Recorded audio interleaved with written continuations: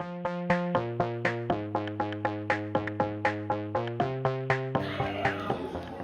name is Jacob Grovey. I am just going to read a little bit from my novel, The Differenters.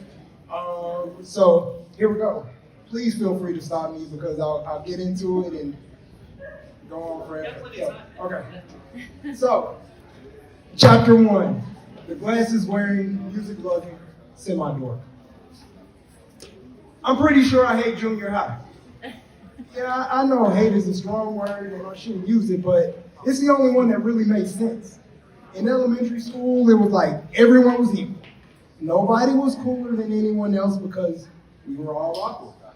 Some people may have gotten better grades or something like that, but I don't remember anyone ever thinking they were better than anyone else. It's not like that in junior high at all. A long time ago, when I was about 10, my sister Jessica, aka Jess, started telling me how great things would be once I left elementary school. You think things are good now? Wait until you get into junior high, she said.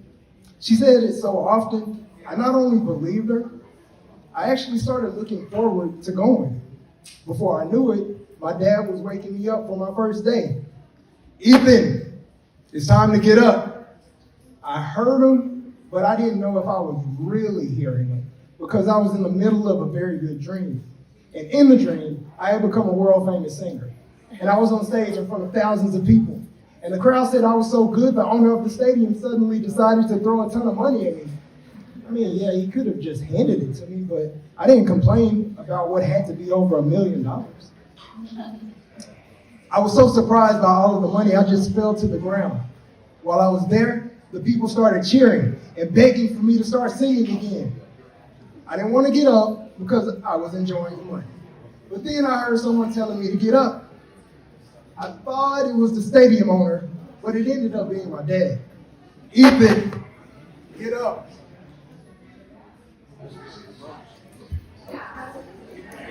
Ethan, get up, he said.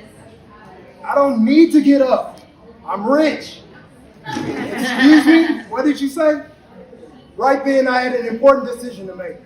Did I want to repeat myself and hope my father realized I was still partially caught up in a dream? Or did I just want to proceed like I didn't say anything and try to move on? And after a few seconds of thought, I decided to just get up. Dad, do you know I'm starting junior high today? Yeah, I do. I mean, you've been talking about it almost nonstop for the entire summer. He was not exaggerating.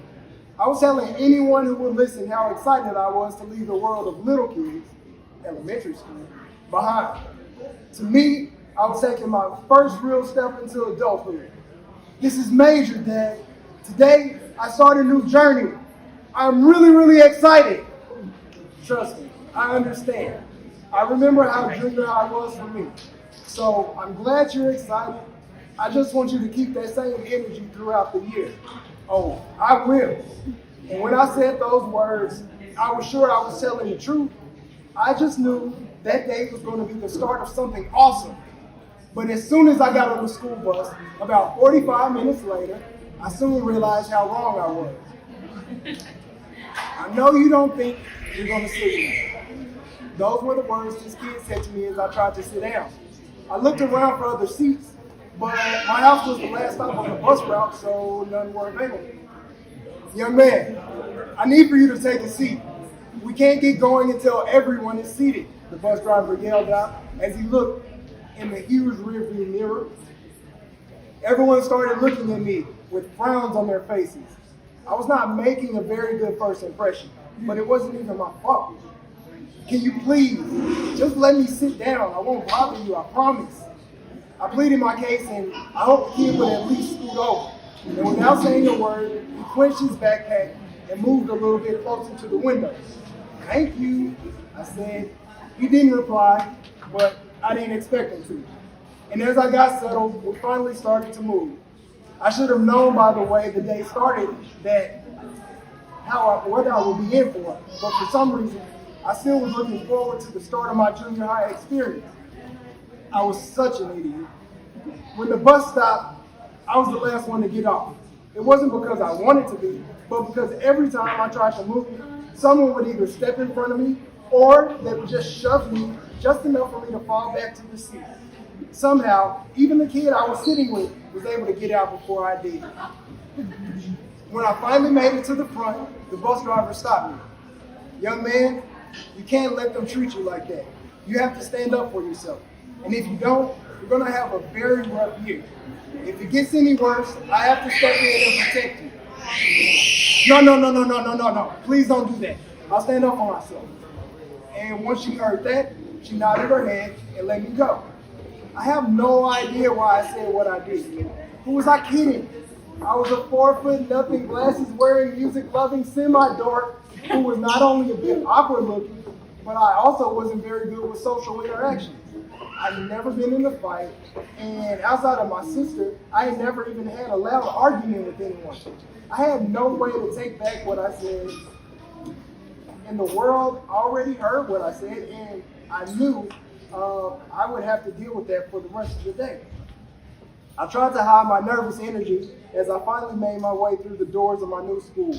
Contrary to what I tried to convince myself of, I was not ready at all. The school was so much bigger than my other school, and I realized I just wanted to turn around and leave, but I couldn't. I stood still and just stared at all of the people. Everyone seemed so much older than me, it was almost scary. The bell for homeroom rang. It was almost as though I forgot how to move. We'd all received our schedules about a week before, so I had a general idea of where I needed to go, but I had a difficult time moving in that direction. Are you stupid? Why are you just standing there? Didn't you hear the bell? I didn't know who asked me all of those questions because they didn't stay around long enough to introduce ourselves to each other. Whoever they were, their words finally got me to move. I pushed my way through the sea of people, and I actually made it to my classroom seconds before the bell rang. There were 2 empty seats in the back of the classroom. One was near a dude who looked like he had no desire to be in school, while the other was near a girl who seemed to dislike everyone. Neither seemed very friendly, but I chose to sit next to the girl. Is anyone sitting here? I asked. Do you see anyone sitting there? Of course I didn't see anyone in the seat, but she didn't have to be so rude about it. I mean, throughout the day, these random acts of rudeness continued. It seemed like everyone in the building got the memo that the first day of school would be treat Ethan badly. And I'll just stop there.